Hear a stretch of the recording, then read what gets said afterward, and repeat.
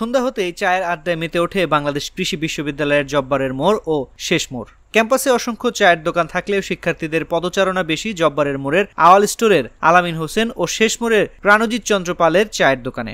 এ দুটি দোকানে দৈনিক ১,৫০০ কাপ চা বিক্রি হয়।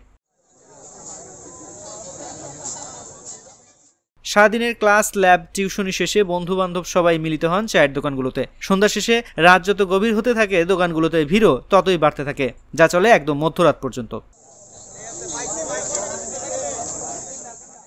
আওয়াল স্টোরের আলামিন হোসেনের সঙ্গে কথা বলে জানা যায়, তার দোকানে ২০ থেকে ২২ রকমের চা পাওয়া যায়। প্রতিদিন ৭০০ থেকে ৮০০ কাপ চা বিক্রি হয়, যার বেশিরভাগই দুধ চা।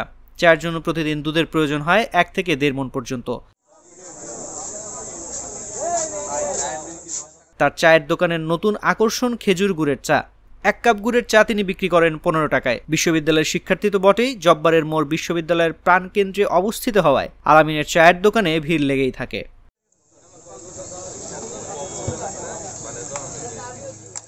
অন্যদিকে বাকৃবির শেষ মোড়ে অবস্থিত প্রাণজিৎ চন্দ্র পালের চায়ের দোকানে চায়ের চুমুকে আড্ডা চলে মাঝরাত পর্যন্ত। প্রাণজিতের চায়ের দোকানেও বহিরাগত সহ বিশ্ববিদ্যালয়ের শিক্ষার্থীদের ভিড় লেগে থাকে।